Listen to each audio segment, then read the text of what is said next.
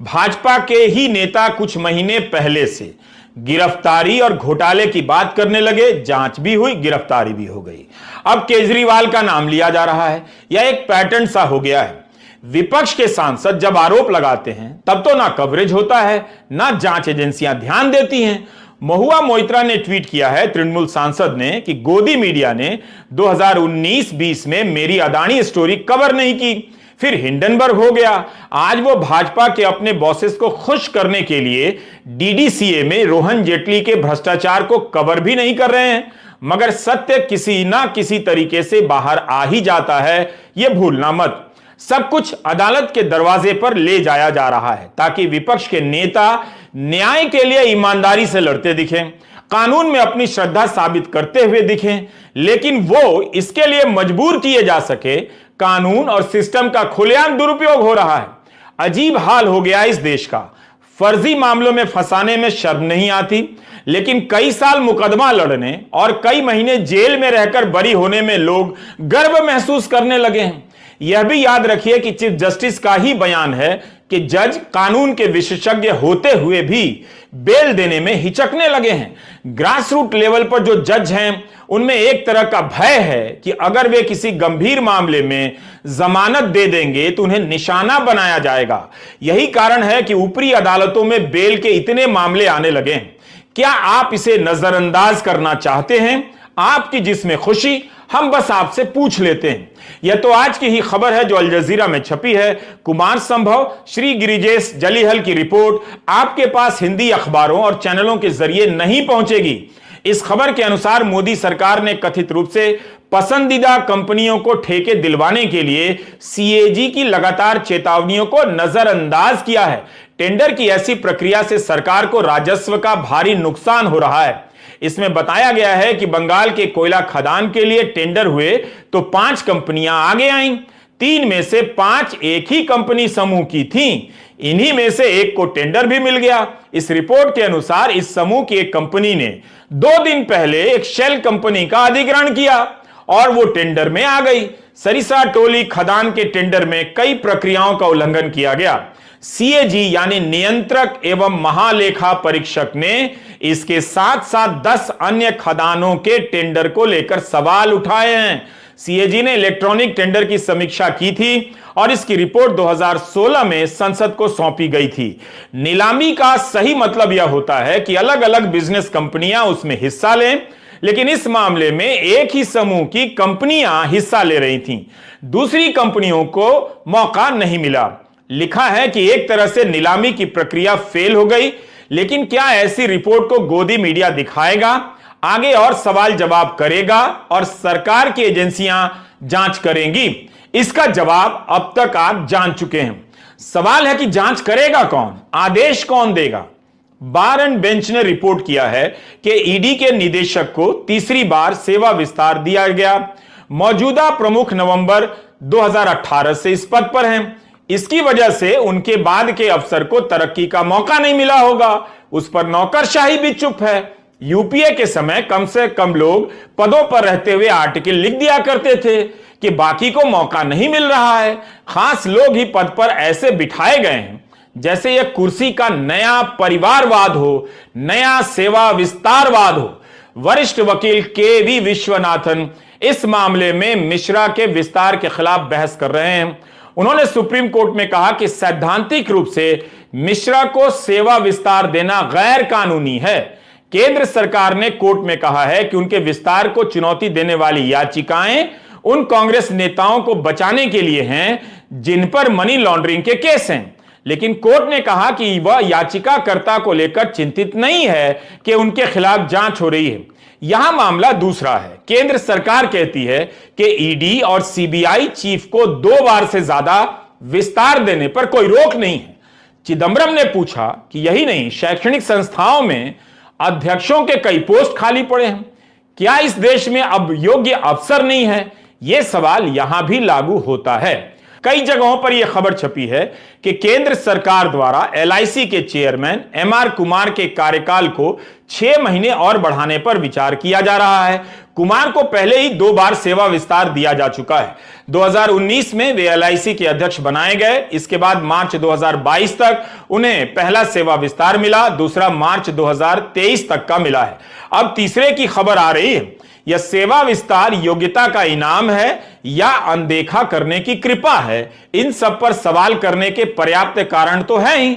अदानी समूह में निवेश करने के कारण जीवन बीमा निगम का पैसा निगेटिव में गया है।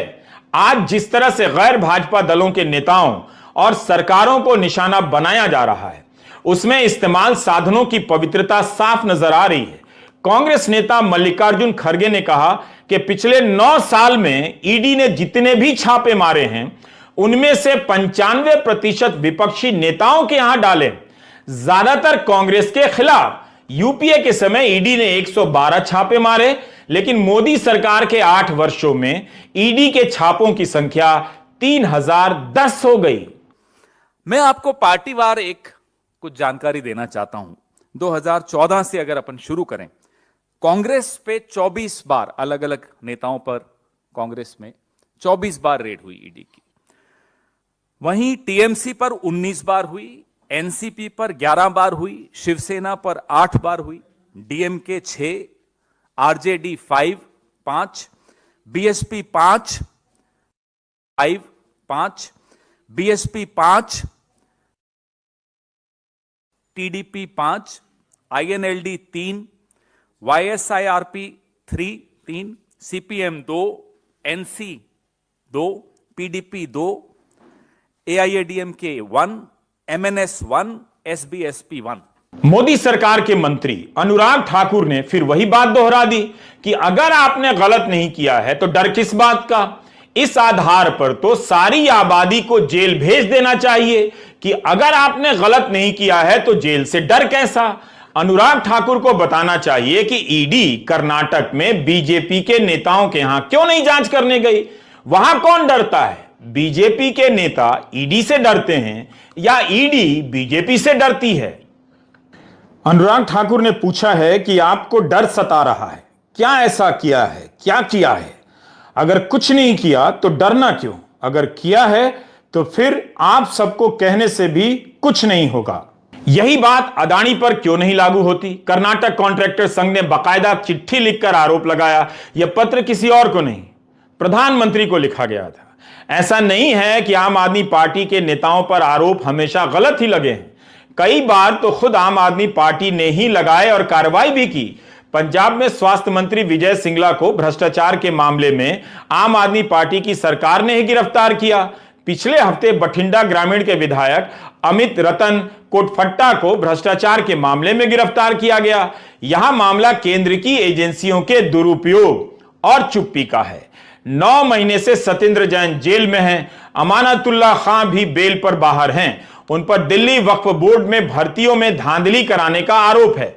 उत्तराखंड में भर्तियों को लेकर कितने आरोप लग रहे हैं, क्या क्या हो रहा है, जरा आप भी पता कीजिए। 2016 में आपके विधायक दिनेश मोहनिया पर छेड़छाड़ के आरोप लगा दिए गए, अब वे बरी हो गए। इस मामले में कोर्ट की टिप्पणी बताती है कि जांच एजेंसियों पर संदेह ना किया जाए तो क्या किया जाए। 2015 में मुख्यमंत्री केजरीवाल के दफ्तर वाले फ्लोर को सीबीआई ने सील कर दिया। केजरीवाल ने कहा कि उन पर रेड हुई है। सीबीआई का बयान आया कि मुख्यमंत्री दफ्तर के बगल में वरिष्ठ अफसर राजेंद्र कुमार के दफ्तर में सर्च हुआ है। उन पर कंप्यूटर खरीद में कथित भ्रष्टाचार के आरोप लगे हैं। तब केजरीवाल ने कहा कि उनका दफ्तर सील हुआ है। बंगाल की मुख्यमंत्री ममता बनर्जी ने उस समय कहा था कि मुख्यमंत्री का दफ्तर सील हो जाए यह अप्रत्याशित है। तब जेटली को बयान देना पड़ा कि मुख्यमंत्री के दफ्तर में छापा नहीं पड़ा। केजरीवाल ने कहा वित्त मंत्री झूठ बोल रहे हैं। वो केस कहां है, क्या हुआ, आप बेहतर पता लगा सकते हैं। लेकिन विपक्ष के कई नेताओं, सामाजिक कार्यकर्ताओं से लेकर पत्रकारों के खिलाफ ऐसे कई केस मोदी राज और बीजेपी सरकारों के दौर में देखने को मिल सकते हैं, जिसमें आगे जाकर कुछ खास नहीं मिलता है, मगर आरोपों के बदले उसे महीनों जेल में डाल दिया जाता है। पिछले साल अगस्त में जब बिहार में महागठबंधन की सरकार बनने वाली थी, तब सीबीआई राजद के 3 वरिष्ठ नेताओं के यहां छापे मार रही थी। 2 सांसदों और विधायक के यहां छापा पड़ने लगा था। आम आदमी पार्टी इस समय आक्रामक है। दिल्ली में उसके पास कार्यकर्ताओं की कोई कमी नहीं। सिसोदिया की गिरफ्तारी के खिलाफ आज आम आदमी पार्टी ने दिल्ली सहित कई जगहों पर प्रदर्शन भी किया है। दिल्ली में भाजपा मुख्यालय के बाहर भी प्रदर्शन हुआ है। आम आदमी पार्टी ने मनीष सिसोदिया को लेकर कई पोस्टर जारी किए हैं। इन पोस्टरों में बताया गया है कि सिसोदिया कौन है, जिन्होंने सरकारी स्कूलों को वर्ल्ड क्लास बनाया, आईआईटी मेडिकल में सरकारी स्कूलों के बच्चों के दाखिले बढ़ाए, 20 लाख गरीब बच्चों को एक अच्छा भविष्य दिया। सिसोदिया को एजुकेशन चाचा कहा गया है। लाखों बच्चों के एजुकेशन चाचा ने वो कर दिखाया जो मोदी 21 साल में नहीं कर पाए। आम आदमी पार्टी के आधिकारिक ट्विटर हैंडल से ट्वीट किया गया है कि उनके कई नेताओं को हाउस अरेस्ट किया गया है। एक ट्वीट में कहा गया है कि आज आम आदमी पार्टी के दफ्तर के बाहर पुलिस बल की तैनाती की गई थी। यह तानाशाही है। कांग्रेस और आप इस मामले में एक दूसरे के आमने सामने हैं। दिल्ली कांग्रेस अध्यक्ष अनिल चौधरी के आरोपों के बाद ही सीबीआई ने कदम बढ़ाया। भाजपा भी आरोप लगाती रही है। कांग्रेस की शीला दीक्षित पर भ्रष्टाचार के आरोप लगाकर दिल्ली में केजरीवाल और सिसोदिया ने एक आंदोलन खड़ा किया, एक पार्टी बनाई और सरकार भी बनाई। अब उसी कांग्रेस के नेता के आरोप में सिसोदिया जेल में है। अनिल चौधरी ने सिसोदिया की गिरफ्तारी का स्वागत किया है, संदीप दीक्षित ने भी किया है। दिल्ली की राजनीति जहां से चली थी वहीं पहुंच गई है। तब केजरीवाल दूसरों को भ्रष्ट बताने में संकोच नहीं करते थे।